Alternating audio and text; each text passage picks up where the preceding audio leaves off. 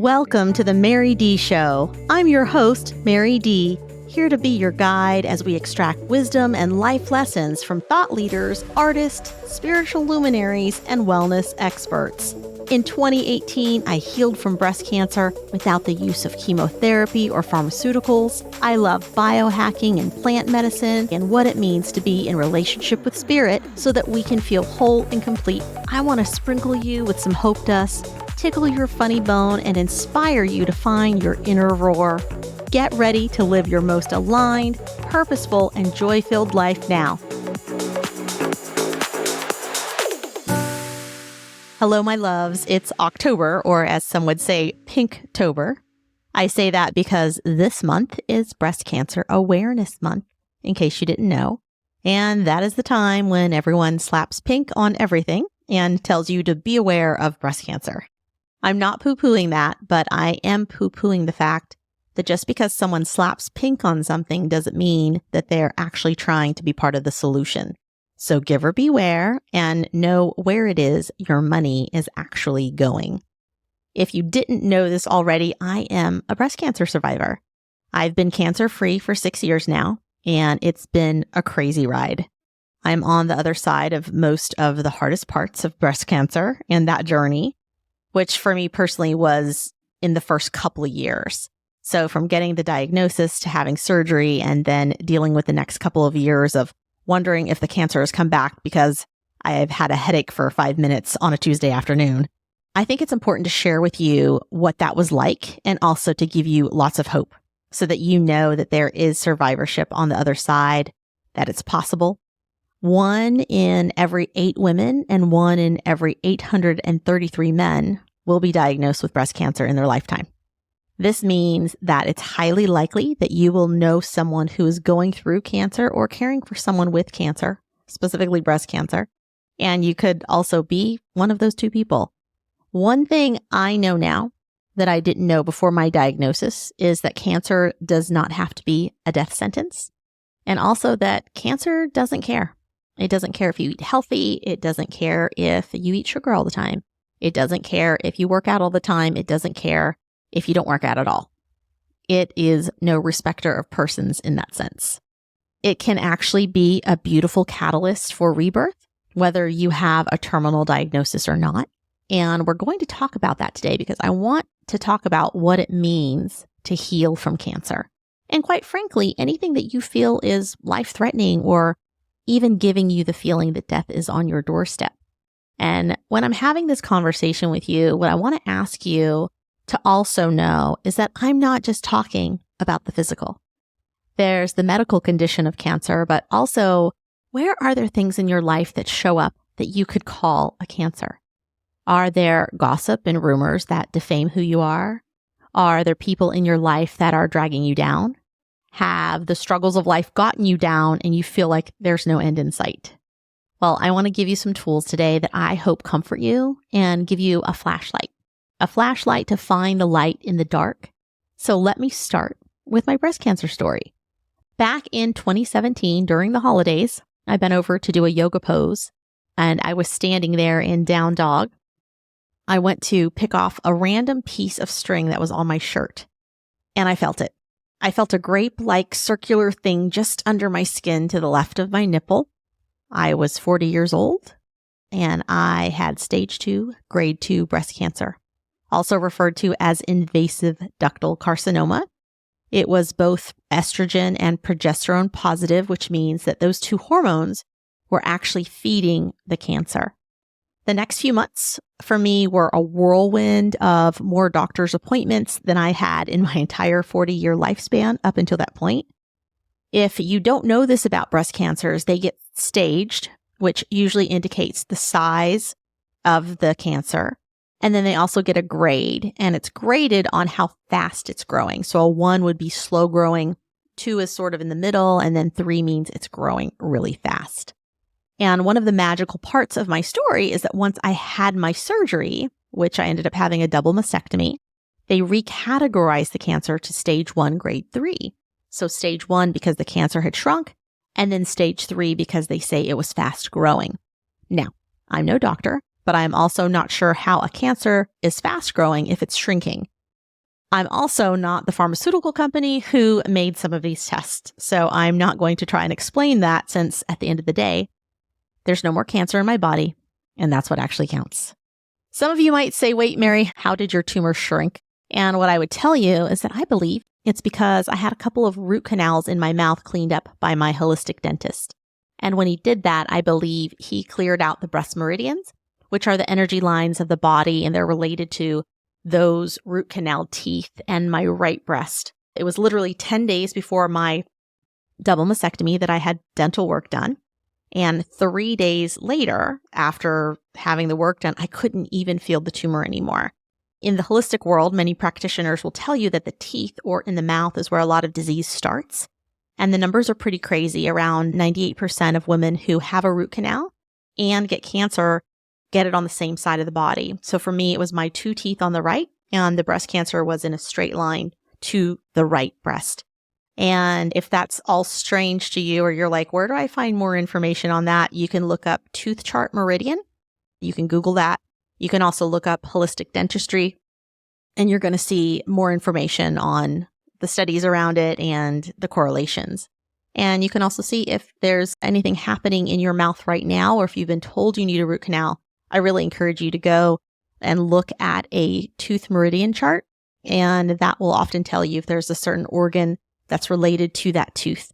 So for me, it was calling my dentist actually when I got my cancer diagnosis and saying, hey, I just got diagnosed with breast cancer. And she pulled up the chart and she said to me, I noticed that it's both your teeth that happen to be in the right breast meridian, and so you know, because it's 2 teeth, the chance of recurrence is high. So that also helped me drive my decision towards a double mastectomy. And I'll tell you more about that here in a little bit. So at the end of the day, if you do ask me why or how I healed from cancer, I believe it was because partly I listened to my intuition.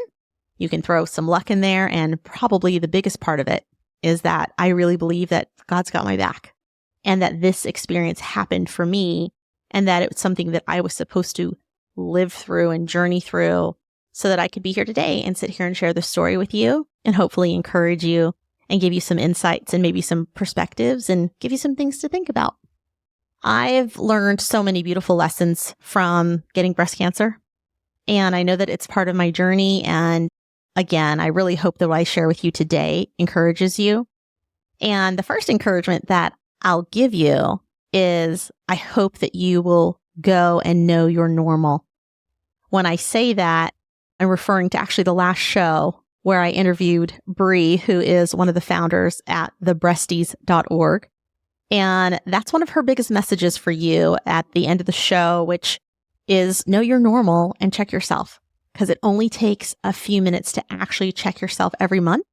40% of people who detect breast cancer detect it because they were the ones actively looking for changes to their body and went and got it taken care of. And early detection is the best way to save a life. Right now it is in this day and time. So until there's more medicine out there, early detection is part of that. Now, what you want to do is around the same time every month, you want to feel your body, you want to touch your body, you want to be with your body so that you know when something is not normal. I had really lumpy breasts and I had big breasts. I was a double D, and I would tell you that my breasts feel the same all the time. They're lumpy, and it's lumpy all over. But when I bent over to do that yoga pose that day, I did find that little spot that felt like a grape. And I knew it was not my normal lumpiness. I knew it was a different kind of lump. And you have to remember, like, I hadn't had a mammogram. I hadn't had an ultrasound. I hadn't had any of those things. I was barely knocking on 40. And it was really interesting to think, wow, if I hadn't found this, what could have happened? Would have it gotten worse? There's so many like what ifs that ran through my head at the time. And it's easy to what if yourself. So don't do that. Instead, reach over, check yourself every month at the same time. And all you need is a hand. So use yours or go borrow someone else's hand, because someone out there will fill it for you if you don't want to. I remember the day the radiologist told me that he saw breast cancer in my ultrasound. I was really shocked. I was really surprised. And I remember thinking, man, are you sure? Like, I almost didn't believe him. I felt like he hadn't really gotten in there yet. So how did he know? He's just looking at specs on a black and white screen, for that matter. Hey, buddy, maybe I, swallowed a quarter as a kid and that's what you're seeing right now. Within a couple of days, they did biopsy it. And then, of course, it came back to confirm. And then a couple weeks later, the doctor said, hey, we're ready for you to come on in and we're going to tell you what this is. I go in for my appointment and I remember it so vividly because I got along with that doctor. Her and we were great. She was young. She had done all her studying in California. So we had that in common. And we were jiving, on all kinds of levels. But at the same time, I start asking questions like, hey, are the drugs that you're suggesting I go on after surgery, are they dangerous in my body in other ways? Like, am I poisoning my kidneys? Am I poisoning my liver or giving myself another health problem down the line? And also, how necessary are these drugs? So I'm asking her some of these questions, and she's actually having a rough time answering them because I think people are often so scared or in shock when they're coming in for this information that they're not always fully conscious of what's happening. Like you're literally in trauma when you're getting these diagnoses. And I think the doctor's just used to running through their presentation. So this is a heavy diagnosis. And if you've ever had any kind of medical scare, you know that it can be incredibly scary. And you know it can be terrifying. So with that diagnosis that I got that day, I really let it sit with me. And the first thing that came to my spirit was, I don't think this is the doctor for me. And I went and got another opinion. She did struggle to answer my questions around drug toxicity. That tells me her and I are probably not on the same page if she can't answer that basic question. And then number 2, it just didn't feel right in my soul. And number 3, all I can say is thank you. Thank you, doctor, for this information because I am now empowered with some options leaving this office and knowing what this cancer is. I also called pretty much every holistic center that is available throughout the world to ask those doctors questions and share my diagnosis and ask them for their advice. And between that information from holistic doctors to the information I was receiving from our Western medical doctors, I actually had to wait 2 whole weeks before I ever got my original diagnosis. And I will tell you that in those moments of stillness, and I had to get still with myself a lot, I had to ask myself, what if this cancer is the end of me? What if it's marking the end of my life right now? What do I want that to look like? And also, what if it's the other side of things? What if this cancer is just a stop along the road? What if it's just a bump in this journey called life? And with all of these things swimming in my head, what I came up with is to go back to my North Star, which is to go back to my values. And you guys hear me talk about alignment and values all the time. And this is where I really lived it when it came to my health. And when I say really lived it, I mean that I had to look at my own values ladder and say, what is actually important to me? For me, freedom is at the very top of my list. And with the cancer diagnosis, I said from looking at my values and what I feel aligned with, and also what I'm feeling in my spirit, I was aligned with my choice is quality. I'm choosing quality of life. Now, I don't know if quantity is in my field of control. I hope so. But I feel like quality is something I have a bigger decision factor around than, say, the quantity of life, right? Because we don't know the day. We don't know the time. There's things like accidents, but also I could grow old. That's what I'm hoping for. So, how can I steer my life in the direction of quality in the hopes that quantity is going to come with it? And what I found is that for me, choosing quality every time is going to be my North Star. It's going to fall in line with my values. So every decision is going to be driven by quality. And that really helped me move forward in my decision to have a double mastectomy. They did take out both of my breasts. And I want to explain this to you for those of you that aren't familiar with it.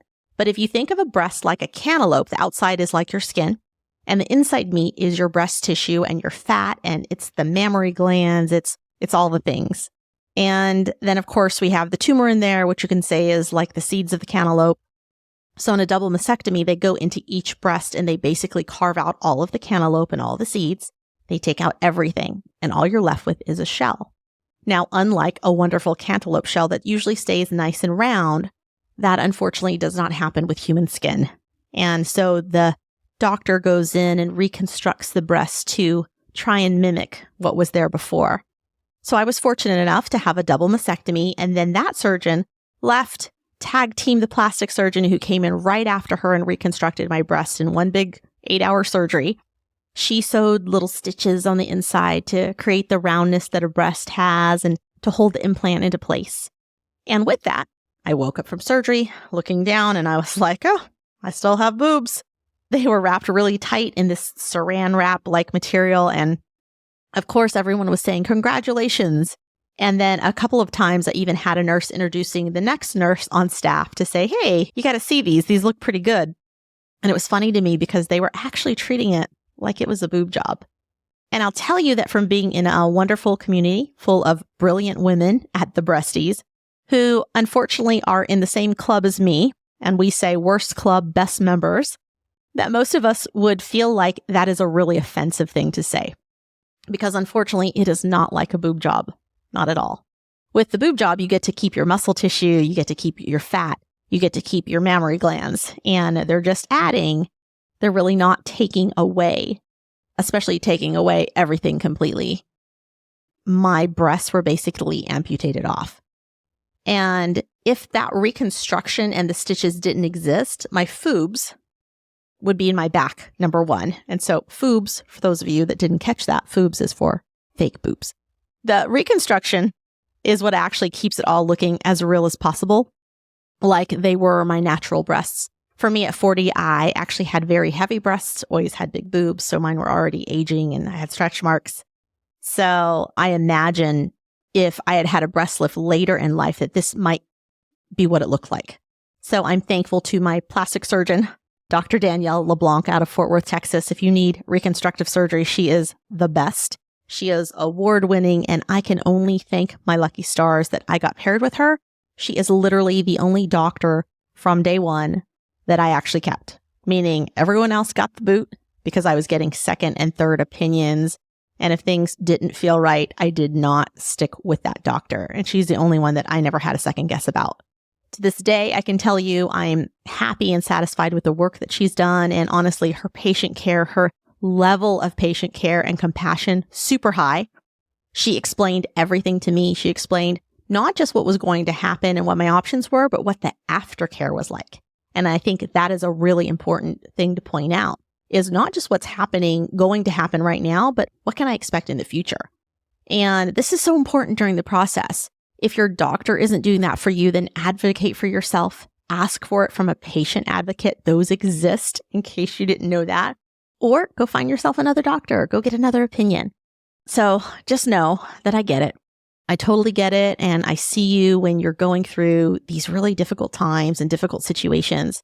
I still remember that it felt so heavy, like the world was coming down on me in that moment. But that Dr. LeBlanc, she gave me so much peace of mind, and she really explained my options. And I think that's the other thing that is really, really important in this journey, so that you can really understand what is available to you. And also, a lot of times a surgeon may tell you what they think should happen to you, but they're telling you what they're good at or what their specialty is. They're not necessarily telling you that there are also 5 other choices that you have or 5 other ways that it can be. So always ask that question. What are my other choices? One of the things that she had said to me was that if I only did one breast, that one, they would not age the same. So probably at some point I would come back to have a reconstruction on the currently healthy breast because they just wouldn't be in any kind of alignment, which that's just aesthetics. So I get that. The other one was that if I kept one breast, then I would be coming back every 6 months for a mammogram. And that did not sit well with me because you have to remember that goes back to my quality of life. And I know that radiating a good breast over and over and over again is also not a great idea, especially when you've already had breast cancer once. So the other choice that I made after surgery was with my oncologist. And I say I made this choice with my oncologist. I actually made this on my own based on the information she gave me. And that was to actually not do chemotherapy. At the time, she suggested I do this 3-drug chemo. It was going to last 6 months. I was going to need to go 3-4 days a week. And at the time, I lived far. I lived almost an hour outside of downtown. And that was another moment of not just the going back and forth, because that definitely eating up my time just driving doesn't align with my values. I've worked from home since I was 20 for a reason. It also meant that what is chemotherapy ultimately going to do to my body? What do I know about my body? And if I tell you what I know, it's that I know my body wants to be well.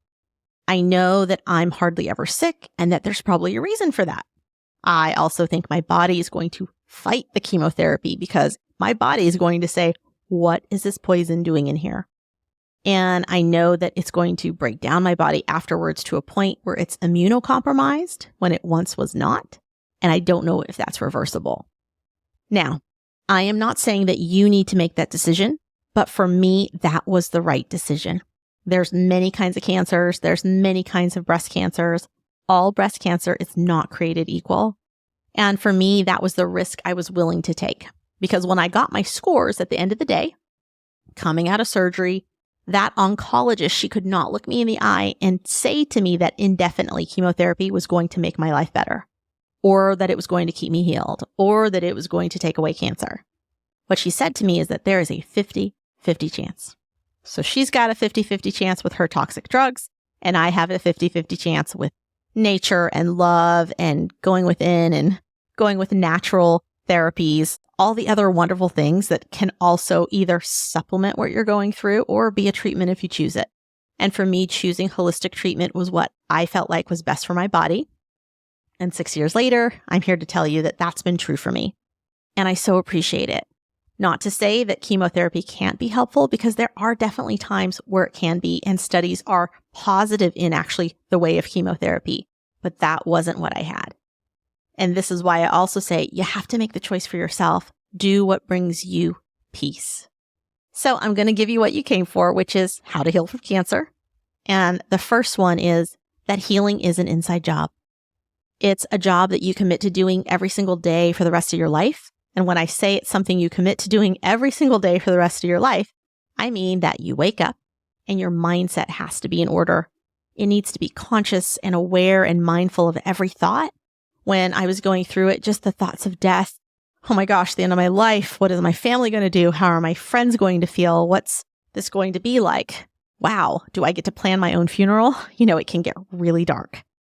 And so you have to be able to bring yourself back to a place of peace. So what brings you peace? And only you know what brings you peace.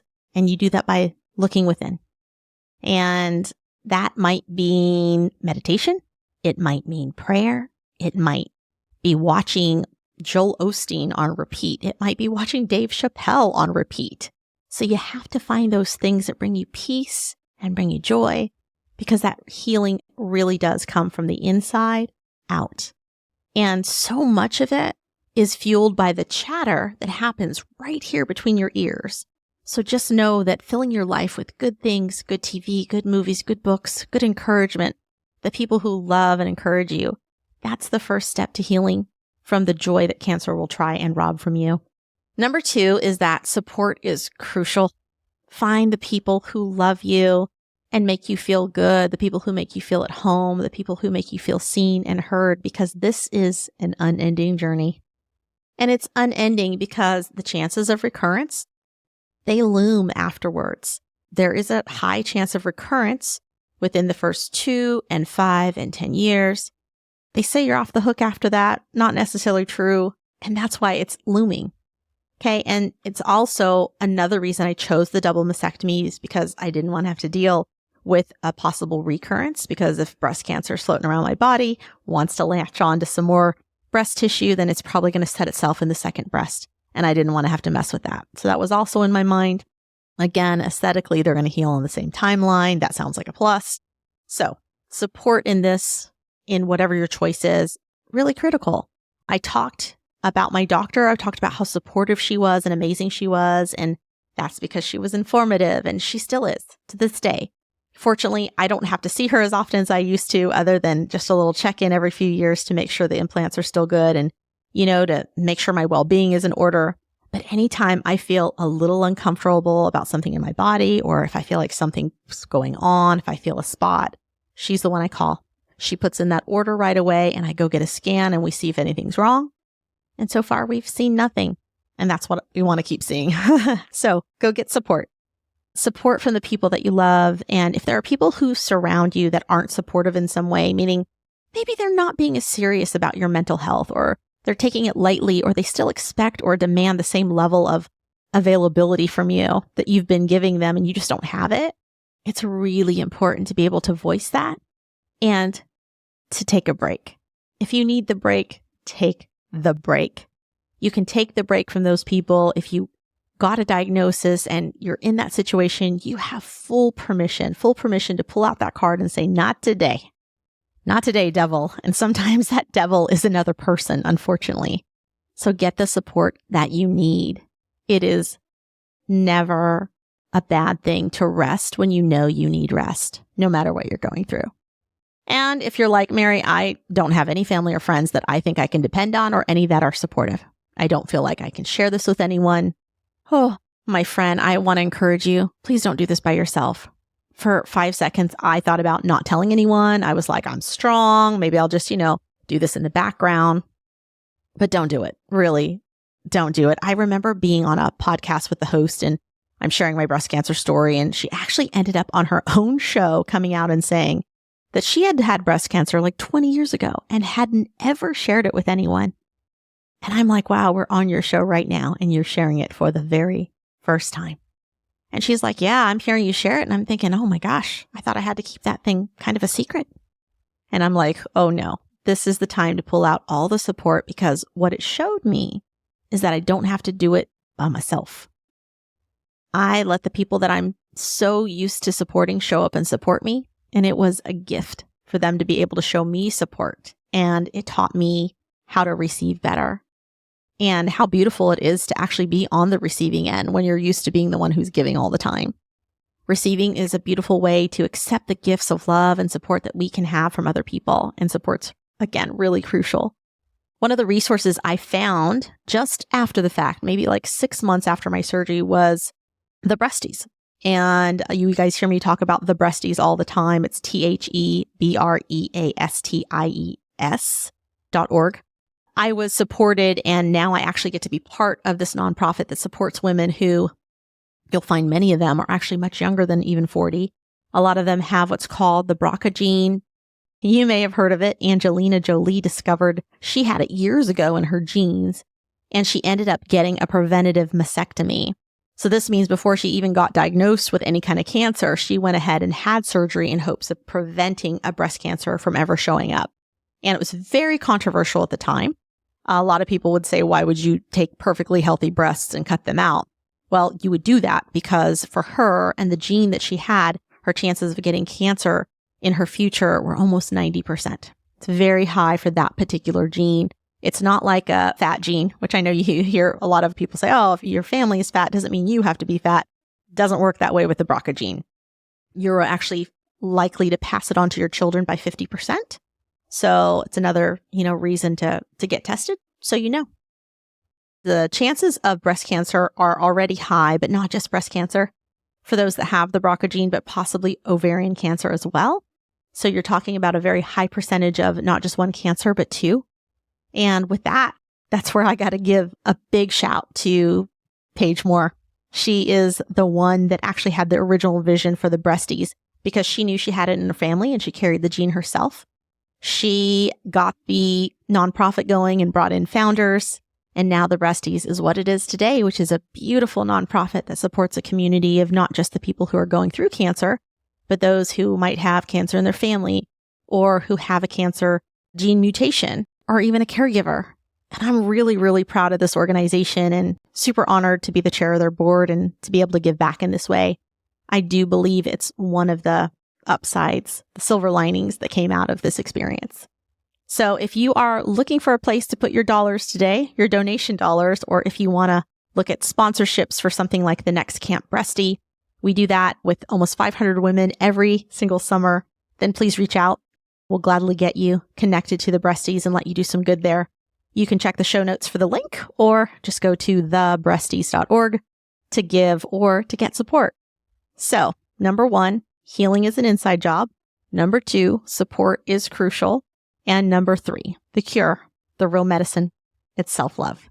Every time that you start to judge yourself, and this can be condemning thoughts like, I ate too much processed food, or whatever you're blaming yourself for, or you don't forgive someone, all the thoughts that go through your mind, whatever shame is happening and you're guilting yourself into the unanswerable question of how did I get this thing?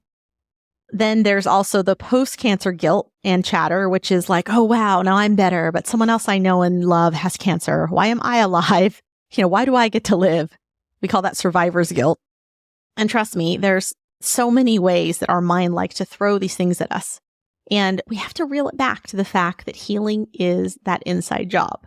So we get help by getting support that we need from our friends, our family, the people we love, our community.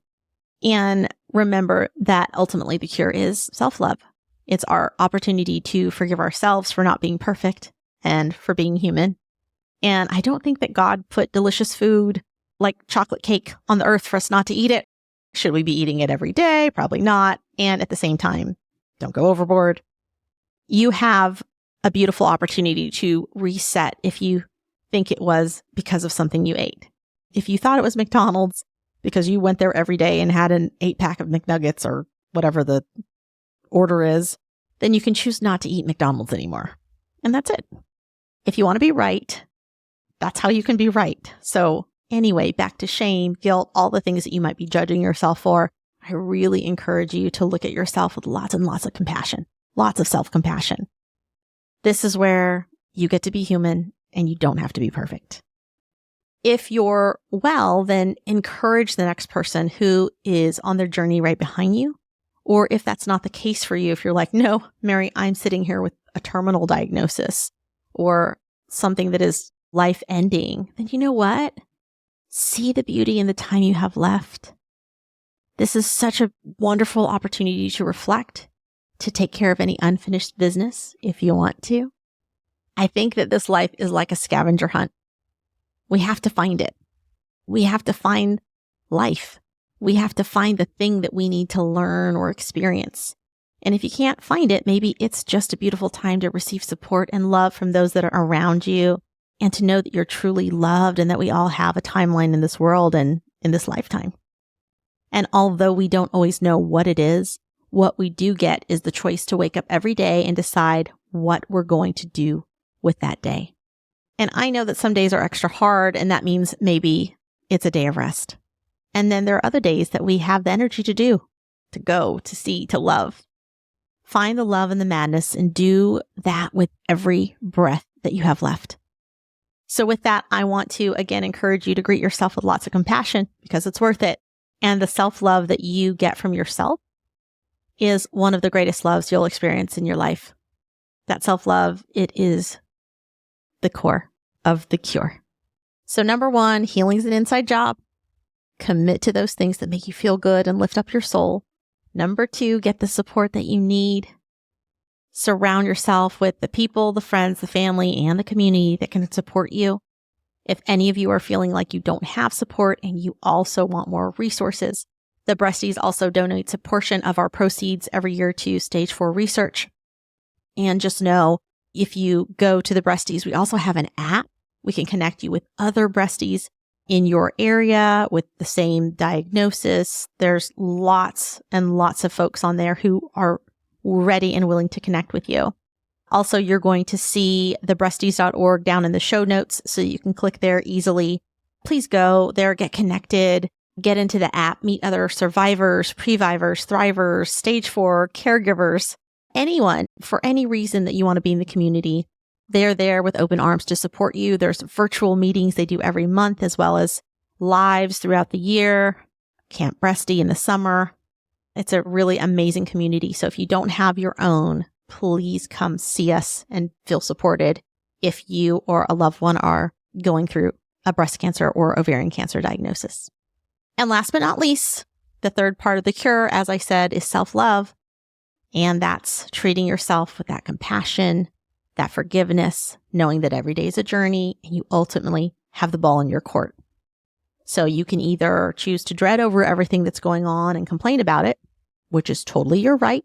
You are validated in all your gripes and complaints, because anytime we get any kind of medical diagnosis like that, it's trash. But it's also in your power and your ownership of your life to wake up with some gratitude and to wake up understanding that this is the cycle of life. We have our ups and we have our downs, and we don't always know where those ups and downs are going to land. And there is an endpoint in this human experience. And even then, I'd say not even an endpoint, you guys. There's a transitionary period. And the reason it feels so scary is because we're just not completely clear on what that transition looks like. But if you look at people who have had near-death experiences or those who work with end-of-life patients, you will hear so many amazing stories about joy and knowing that there was something better and that the transition was actually really beautiful. And so, choose what you want to believe here. I know for me, I am choosing that there is something really beautiful in that transition, that all of this experience here as humans is to enlighten us even more towards that next journey. We're energy. We don't stop. We keep going. And maybe we get to go to a place called heaven. Maybe we get to become a beautiful galaxy. Maybe you get to keep going, I don't know, being reincarnated as a tree. There are so many philosophies and beliefs around all the things that happen after we exit our human body. What are your thoughts that shape your beliefs about life after this human experience? Because whatever it is that you believe, you might be right. So choose wisely. It was my pleasure and honor to share my story with you today, and I hope that you found encouragement in it and maybe some education, maybe some perspective shift. And most of all, I hope that the 3 tips that I gave you were really helpful for you and that they are the cure for almost anything that ails you, whether it's cancer or something else.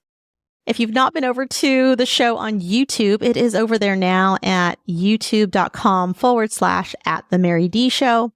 And next season, you can actually catch me on Spotify TV. Yep, we're taking it to television, friends, and we'll be airing live every week, taking live questions. And stay tuned, and we'll release all the details on social as well as here on the podcast.